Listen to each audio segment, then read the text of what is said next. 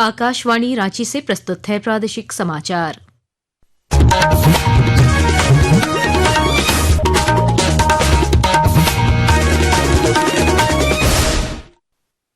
नमस्कार, प्रादेशिक समाचारों के साथ मैं कामिनी।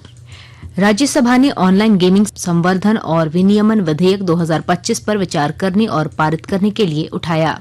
यह विधेयक ई स्पोर्ट्स और ऑनलाइन सोशल गेम्स को बढ़ावा देता है, जबकि हानिकारक ऑनलाइन मनी गेमिंग सेवाओं, विज्ञापनों और उनसे संबंधित वित्तीय लेन देन को प्रतिबंधित करता है। इस विधेयक का उद्देश्य व्यक्तियों, विशेषकर युवाओं तथा संवेदनशील लोगों को इस प्रकार के गेम के सामाजिक, मनोवैज्ञानिक और निजता संबंधी प्रतिकूल प्रभावों से रक्षा करना है। देश में पिछले 10 वर्षों में अंतरिक्ष क्षेत्र में अभूतपूर्व और उल्लेखनीय प्रगति हुई है। भारतीय अंतरिक्ष अनुसंधान संगठन इसरो के अध्यक्ष वी नारायणन ने आज नई दिल्ली में संवाददाता सम्मेलन में यह बात कही। उन्होंने कहा कि 2015 से 2025 के बीच पूरे किए गए मिशन 2005 से 2015 के बीच पूरे हुए मिशन से लगभग दोगुना है। उन्होंने कहा कि एक्सियम 4 मिशन प्रतिष्ठित मिशन है, क्योंकि शुभांशु शुक्ला अंतर्राष्ट्रीय अंतरिक्ष स्टेशन जाकर सुरक्षित लौटने वाले पहले भारतीय बने। रांची में प्रदेश कांग्रेस कार्यालय में आयोजित जनता दरबार में कृषि मंत्री शिल्पी नेहा तिर्की ने लोगों की समस्याएं सुनी और कई मामलों का त्वरित निष्पादन किया।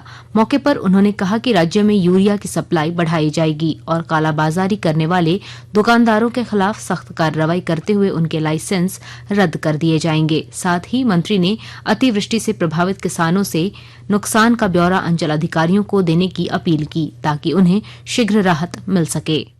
झारखंड राज्य में नहीं, हम लोगों ने केंद्रीय कृषि मंत्री के साथ जो बैठक किया तो उसमें अन्य राज्य से भी ये निकल के आया है कि अन्य राज्य में भी यूरिया का कंजम्पशन बढ़ रहा है, जिसके वजह से डिमांड को देखते हुए कहीं कहीं पे यूरिया का खास करके होर्डिंग किया जा रहा है। हमें जहां जहां से इसका रिपोर्टिंग मिला है उनका लाइसेंस रद्द करने के लिए निर्देशित किया जा चुका। तमाम लोगों को मैं संदेश देना चाहती हूँ कि अगर किसी भी तरह का आपको नुकसान हुआ है तो उसका तुरंत आप एक आवेदन भर के अपने सीओ को दें, और जैसे ही रिपोर्ट राज्य सरकार तक आएगी, राज्य सरकार अपने स्तर से आपदा विभाग से मुआवजा देने की काम करेगी। झारखंड के बहुचर्चित शराब घोटाले में आईएएस अधिकारी विनय कुमार चौबे को जमानत मिलने पर भाजपा प्रदेश अध्यक्ष और नेता प्रतिपक्ष बाबूलाल मरांडी ने मुख्यमंत्री हेमंत सोरेन पर निशाना साधा। श्री मरांडी ने सोशल मीडिया एक्स में कहा कि शराब घोटाले की जांच और गिरफ्तारी महज आंखों में धूल झोंकने का प्रयास था और बड़े अधिकारियों ने जानबूझकर चार्जशीट दाखिल नहीं की। गौरतलब है कि एसीबी द्वारा 90 दिनों में चार्जशीट दाखिल न करने के कारण अदालत ने विनय चौबे को जमानत दे दी। प्रादेशिक समाचार आप आकाशवाणी रांची से सुन रहे हैं। हजारीबाग में उपायुक्त शशि प्रकाश सिंह के निर्देश पर नगर निगम और परिवहन विभाग ने संयुक्त अभियान चलाकर जिला परिषद चौक से आनंदा चौक तक अतिक्रमण हटाया।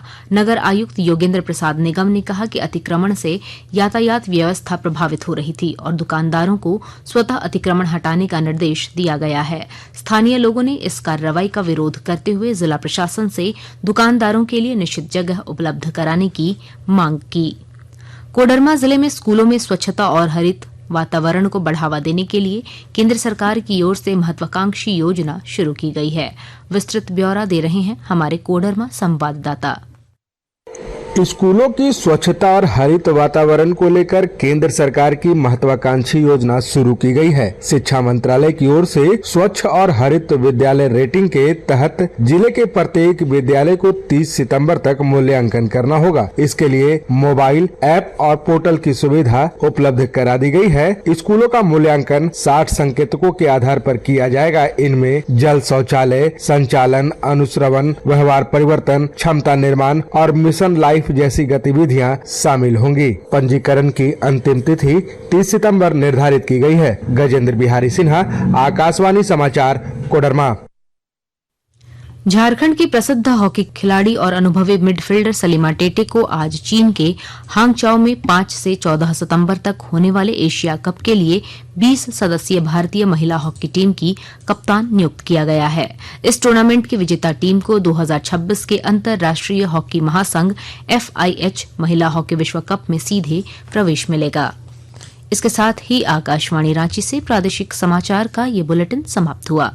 अगला प्रादेशिक मुख्य समाचार शाम 4 बजे प्रसारित किया जाएगा। नमस्कार।